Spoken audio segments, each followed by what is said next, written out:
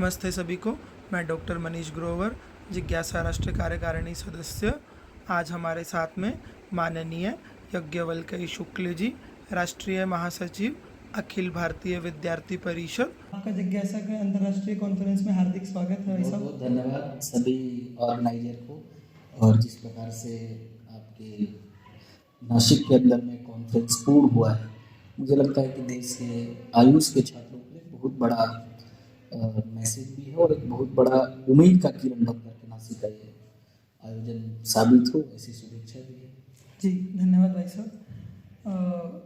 आपसे एक छात्रों का एक हमारे पास क्वेरी आई थी या एक संवाद करना चाहते थे, तो सोशल मीडिया के माध्यम से करेंगे। तो नीट को लेके अभी काफ़ी विवाद चल रहा है, एनटीए के ऊपर अभी प्रश्न उठाए जा रहे हैं। उसको लेके विद्यार्थी परिषद ने देश भर में गतिविधि भी की है, तो उसमें विद्यार्थी परिषद का क्या मत है, या एनटीए अगर फ्यूचर में इस तरह की गतिविधियां करता है तो हमारा क्या मत रहेगा, क्या हमारी डायरेक्शन रहेगी? निश्चित तौर पर देखिए, एबीवीपी बहुत ही जागृत स्टूडेंट ऑर्गेनाइजेशन है। सो जब भी स्टूडेंट की किसी भी हक को, उनके राइट्स को दबाने का प्रयास हो या उनके साथ न्याय होता हुआ नहीं दिखाई देगा, एबीवीपी वो शक्ति है जो अन्याय के खिलाफ न्याय स्थापित करने के लिए लड़ाई लड़ने के कारण से आज एबीवीपी दुनिया के अंदर में भारत के छात्रों के बीच में इतना पॉपुलर हुआ है। नीट के ऊपर में जिस प्रकार से परिणाम 4 जून को आए, उसके बाद लगातार स्टूडेंट कम्युनिटी के अंदर में एक अविश्वास उत्पन्न हुआ कि उस दिन परिणाम निकालना जिस दिन भारत के चुनाव के परिणाम आए, कहीं ना कहीं नीट परिणाम के माध्यम से एनटीए कुछ लोगों को बचाना चाहता, कुछ छुपाना चाहता है। और इस विषय आने के साथ ही एबीवीपी कार्यकर्ता पूरे देश भर के सड़क पर उतरे। हमने कहा कि नीट परिणाम जो यूजी आया है उसके ऊपर में ठीक से जांच होनी चाहिए। एनटीए की भूमिका कहीं ना कहीं संदिग्ध दिखाई दे रही है, एबीवीपी का मत था। देश भर के अंदर में आंदोलन हुए। बाद में भारत के शिक्षा मंत्री कल ही प्रेस ब्रीफिंग किया उन्होंने, और सर्वोच्च न्यायालय ने भी एक निर्णय दिया जिसमें हम सभी जो प्रश्न उठा ही रहे थे कि जो ग्रेस हुआ है, ग्रेस मार्क मिला है, वो सवाल के घेरे में है। उसकी पूरी प्रोसेस के ऊपर में एबीवीपी ने सवाल खड़ा किया था। बाद में सर्वोच्च न्यायालय ने भी उसको सवाल को जायज़ माना है, और पूरी स्टूडेंट कम्युनिटी ने भी कहा कि जो ग्रेस मार्क देने की प्रोसेस अपनाई गई वो उचित नहीं है, इसलिए वो फिर से री एग्जामिनेशन कराने का डिसीजन कल आया है, वह उसका हम स्वागत करते हैं। लेकिन एबीवीपी का अभी भी स्टिल डिमांड है कि एनटीए के पूरी प्रोसेस के ऊपर में, एनटीए के मंशा के ऊपर में सवाल बनना लाजिमी है। मेरा भी सवाल है, एबीवीपी का भी सवाल है। इसलिए इस प्रश्न का उत्तर देने के लिए भारत की सरकार से हमारी डिमांड थी कि हाई लेवल कमेटी यानी सीबीआई के थ्रू पूरी नेट एनटीए की जो प्रोसेस है, एनटीए का जो मैकेनिज्म है और उसमें जो ब्यूरोक्रेसी के लोग सम्मिलित हैं, उनकी पूरी भूमिका का जांच होना चाहिए। अभी मुझे लगता है कि तुरंत किसी भी प्रकार का एनटीए के समर्थन में या एनटीए को लेकर के मुझे लगता है कि कोई भी वक्तव्य जो है वो जल्दबाजी होगा। भारत सरकार थोड़ा इंश्योर करे, जांच करे, और लगातार ठीक है, बहुत बड़ी एनटीए का साख है इस देश के अंदर में, 24 लाख स्टूडेंट नीट यूजी के अंदर में है। तो एक बड़े एग्जामिनेशन जब आप कराते हैं तो आपके साख और आपका सेहत दुनिया के अंदर में छात्रों के बीच में मजबूत रहे, स्वस्थ रहे। इसके लिए एबीवीपी का डिमांड है कि पूरी प्रोसेस के ऊपर में एक बार जांच होनी चाहिए। जिज्ञासा इंटरनेशनल कॉन्फ्रेंस 2024 की theme Ayurveda, Ayush beyond wellness. इसमें 1150 से अधिक विद्यार्थियों ने डेलीगेट्स के रूप में अपना रजिस्ट्रेशन किया। एनसीआईएसएम, मिनिस्ट्री ऑफ आयुष से लोग आए, उन्होंने मिनिस्ट्री में क्या काम चल रहा है, एनसीआईएसएम छात्रों के हितों के लिए क्या काम कर रही है। तो एबीवीपी के आयाम जिज्ञासा के माध्यम से ये एक अच्छा काम, नॉलेज गिविंग, पूरे देश भर से स्पीकर्स आए, उन्होंने यहाँ पे लेक्चर्स डिलीवर किए। तो आगे फ्यूचर में और भी अच्छा कर सकते हैं। और इस कॉन्फ्रेंस में आपको आके क्या लगा, हम किस लेवल पे काम कर रहे हैं?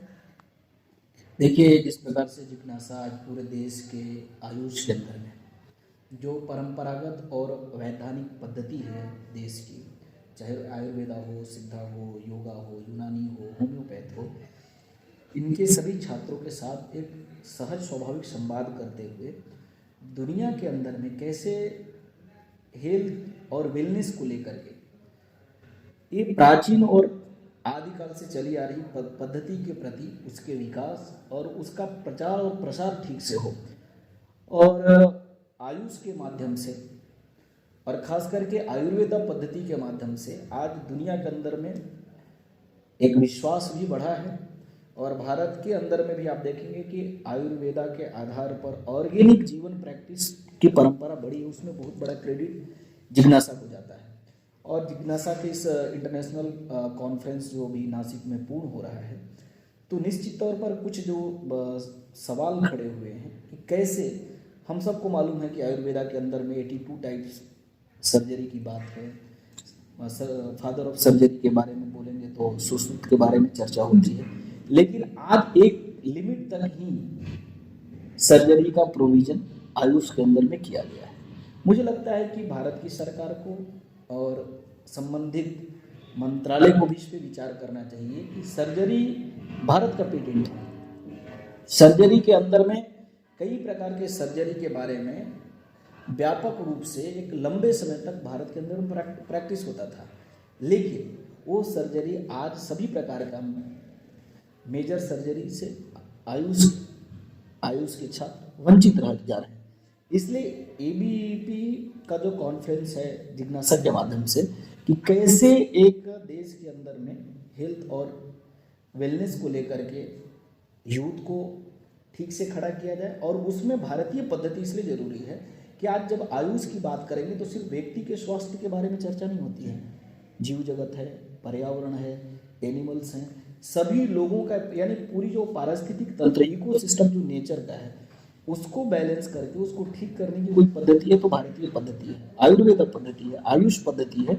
इसके प्रैक्टिशनर बढ़ें, इसलिए ऐसे कॉन्फ्रेंस के माध्यम से एक स्टूडेंट को उम्मीद ये जगता है कि फर्स्ट लाइन डिफेंस में आयुष के लोग आएँ और भारतीय पद्धति के आधार पर हेल्थ और वेलनेस को लेकर के आगे चलें। मुझे लगता है कि ये नासिक में चर्चा और नासिक के बाद पूरे देश भर के स्टूडेंट कम्युनिटी के सामने एक बहुत बड़ा भरोसा भी आएगा। और हम लोग, मुझे लगता है कि जिज्ञासा जिस प्रकार से तेज़ी से आयुष के छात्रों के बीच में पॉपुलर है, उनके मुद्दों को लेकर के, उनके सभी प्रकार के विषयों को लेकर के, तो मुझे लगता है कि एक न एक दिन ऐसा वक्त आएगा, समय आएगा कि भारतीय विधा दुनिया के अंदर में सबसे बड़ा समाधान का माध्यम और उपाय होगा। जी बिल्कुल, हम और आप सब मिलके इस मोटो के साथ जो जिज्ञासा का है, learn Ayush to practice Ayush, इसको पूरा करने के लिए पूरा जी जान लगा रहे हैं और लगाते रहेंगे भाई साहब। अंत में आयुष के स्टूडेंट को कुछ एक ब्रीफ मैसेज देना चाहेंगे क्या? सभी आयुष के छात्रों से निवेदन है कि आप अपनी प्रतिस्पर्धा में किसी से पीछे मत समझिए। आने वाला जो वक्त है, समय है, आयुष के छात्रों का है, क्योंकि जब पूरी दुनिया थकी हारी महसूस करती है, वहाँ ताजगी का संदेश यदि कहीं पे है तो आयुष के मार्ग में है, आयुष के क्षेत्र में है। इसलिए आने वाला सुनहरा भविष्य आपका इंतजार कर रहा है। इसलिए निवेदन आपसे है, आप हिंदुस्तान की विधा को दुनिया के अंदर में स्थापित करते हुए अपने आत्मविश्वास के साथ खड़ा होइए और अपने आत्मविश्वास के आधार पर समाज को भी इस प्रकार से जागृत करिए। आयुष के माध्यम से आरोग्य को ठीक दिशा दिया जा सकता है। जरूरत ये नहीं है कि तबीयत खराब होने से हेल्थ डिक्रीज करने के बाद ट्रीटमेंट कराया जाए। जरूरत ये है कि समाज को जगाया जाए कि हमारी तबीयत खराब ही ना हो, उसके लिए आयुष की पद्धति को अपनाया जाए, उसके लिए ऑर्गेनिक जीवन पद्धति और जिसमें भोजन है, जिसमें परिवेश है, जिसमें पथ परहेज है, जिसमें मूल्य मान्यताएं हैं, इन सभी विषयों को अपने जीवन का हिस्सा बनाया जाए। और एक काम कोई नहीं कर सकता है, एक काम समाज से करवाने का उत्तरदायित्व आयुष के छात्रों का है। इसलिए आपसे मेरा गुजारिश है, निवेदन है, भारत के स्वास्थ्य को समृद्ध बनाने के लिए, क्योंकि हेल्थ सबसे बड़ा धन है, भारत के प्रत्येक व्यक्तियों का स्वास्थ्य ठीक रहे, उसके लिए जागृति की, उसके लिए ब्रांड एम्बेसडर के रूप में आयुष के आप छात्र हैं। इसलिए ये आंदोलन आपको लेना पड़ेगा। बहुत बहुत धन्यवाद भाई साहब। बहुत बहुत आभार, आपने मुझे बुलाया इसके लिए।